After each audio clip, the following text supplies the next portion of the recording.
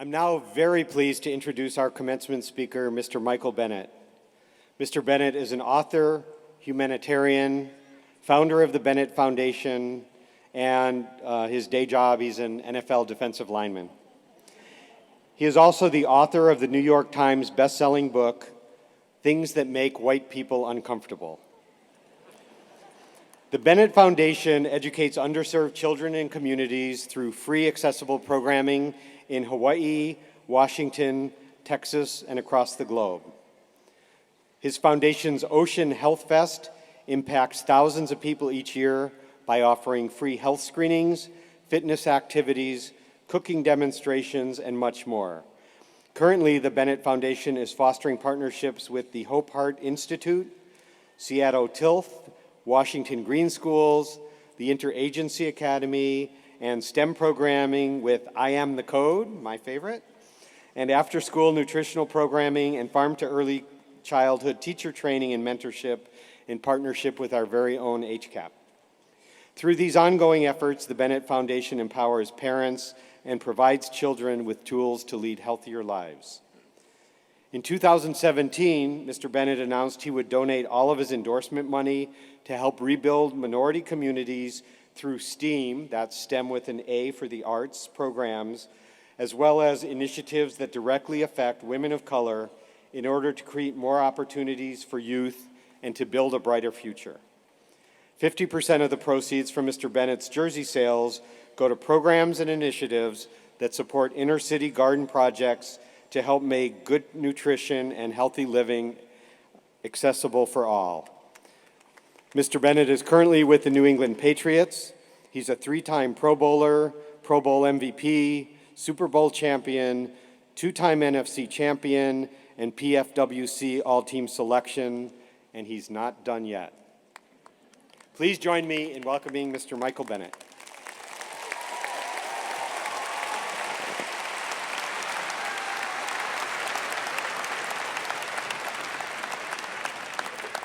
I'm glad you put the mic up this time. How you guys doing today? You guys should be excited. First of all, I want to thank my wife. Happy Mother's Day for all the beautiful things you do for my kids and for myself. She's such a beautiful soul. She could be up here easily speaking on her own merit. She's taught me how to be courageous. She's taught me how to have passion. She's taught me how to love. I also would like to thank my kids, Peyton, who will one day probably be a civil rights activist herself. My daughter, Blake, who's just an amazing artist and creator. And also my daughter, Ollie. I want to thank them for being selfless, for being able to share their father with the world. It takes a lot of heart. And I live my life for you guys, and you guys are the future.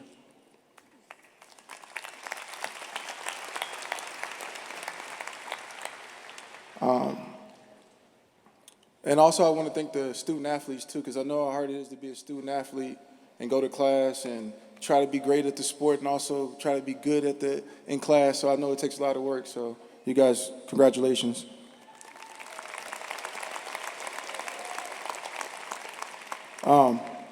Words mean more. Let me repeat that. Words mean more than what's written down on this paper. It takes a human voice to infuse them with a deeper meaning. Today I have the distinguished honor to make words mean more, to inspire you as you embark on your journey in life, as global citizens and living ancestors, and as 2019 graduates. That's right, I said 2019 graduates. Congratulations. Gosh, guys, 2019 graduates, you should be happy about that. James Baldwin, one of the 20th century's greatest poets, once said, "Children have never been good at listening to their elders, but they have never failed to imitate them." I want you to ponder that for a second. Really think about that. Embrace that challenge. We have all failed at being great listeners in some shape or form, where we can learn from our past examples. I want to be vulnerable and tell you about one of mine. It happened to me when I had to be about 8, maybe 9, maybe 13, I don't know, I don't remember the story quite like it was. But I was on my grandfather's farm. And my grandpa's a stern man, a Southern Baptist preacher who built his own church with his own hands, a true man of integrity and dignity. So I love fried chicken as much as anyone in this building. I mean, I loved all type of fried chicken. I mean, Popeye's fried chicken, Southern fried chicken, chicken katsu, Korean fried chicken, and most importantly, Zippy's fried chicken. But this moment right here made it be the moment where I almost became a pescatarian.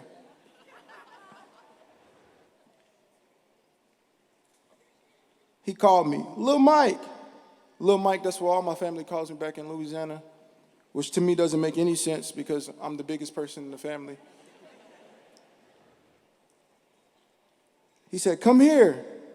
I was eager to hear what he would say because to me his words were like Zeus amongst the gods speaking to mere mortals. His words always skipped my ears and went straight to my heart.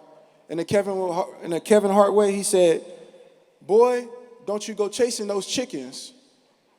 He repeated, he said, boy, don't you go chasing those chickens. I want everybody in this room to look to your left or right in an animated, in a very dramatic way, say, boy, don't you go chasing those chickens. Louder.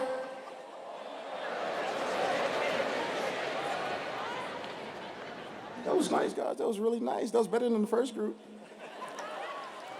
Of course, I didn't listen, and even worse, I went head first underneath the house. I know. This sounds like a bad Ben Affleck movie or maybe an Adam Sandler movie, but I'm going to settle on the Daredevil one. I reached for the chicken. The chicken proceeded to start to scramble like Russell Wilson in the Super Bowl. It moved left. It moved right. I reached for it. It looked back, and then it plucked me on top of my head. I proceeded to whimper. Notice I said whimper. Okay, I cried. I was in fear. See, it didn't really hurt me. To be completely honest, I was in fear of what my grandpa would say or do. To my surprise, he did the complete opposite of what I thought. He consoled me. And I think that was the moment I learned one of the biggest lessons in my life.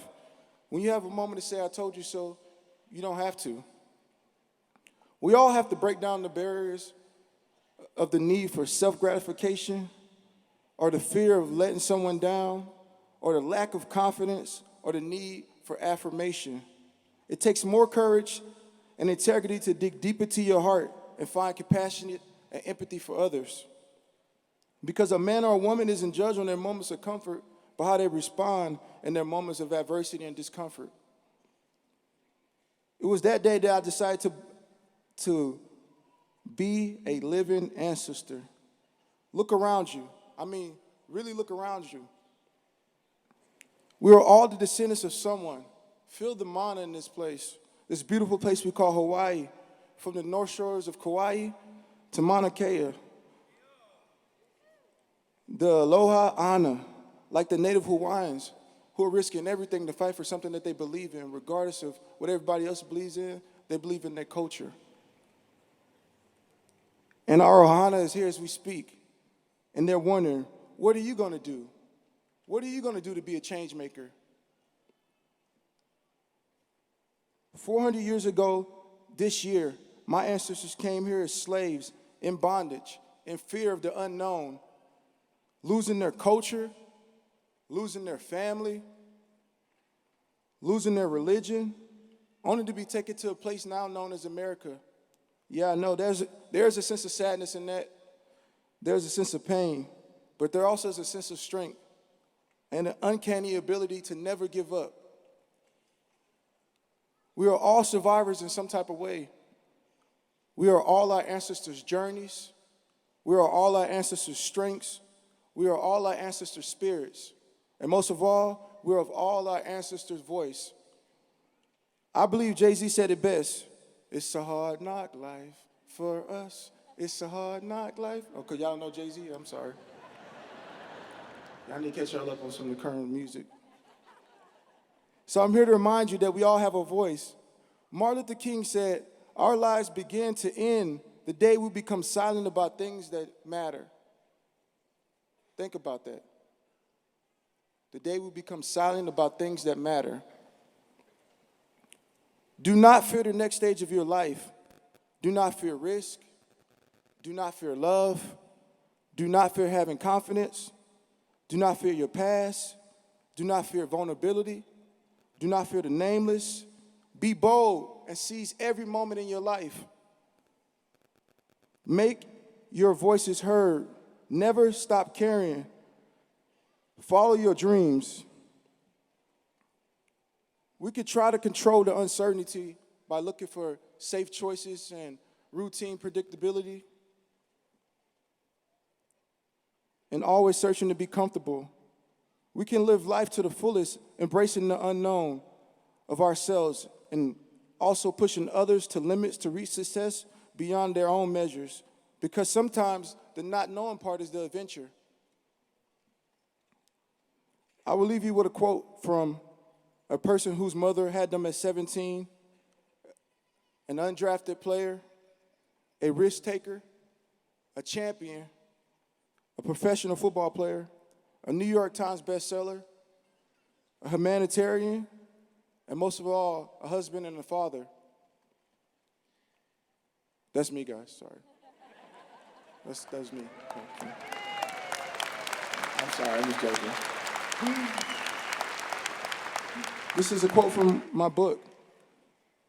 It says, "You have to be uncomfortable to grow. When you were a child, growing was so intense that your body literally started to knock out your own teeth to make room for better ones.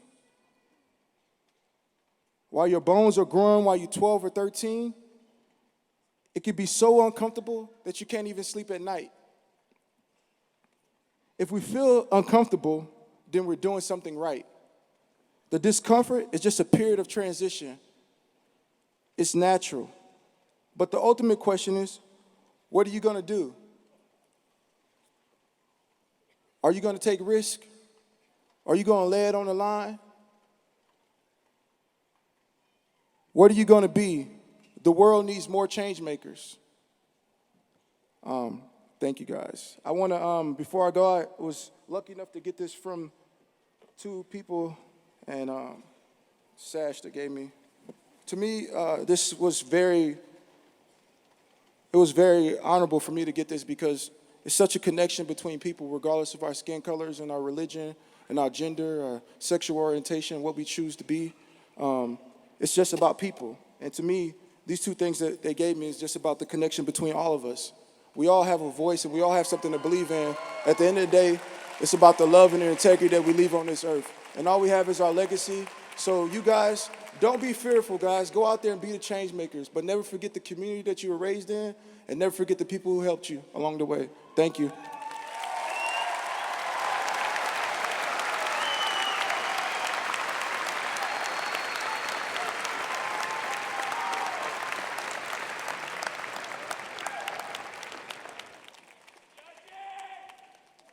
Thank you, Mr. Bennett, for that truly inspirational speech. And, got to take that down a little bit.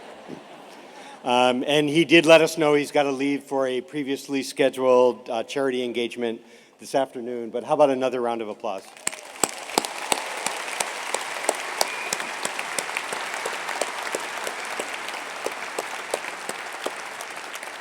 And you can get his book on Amazon.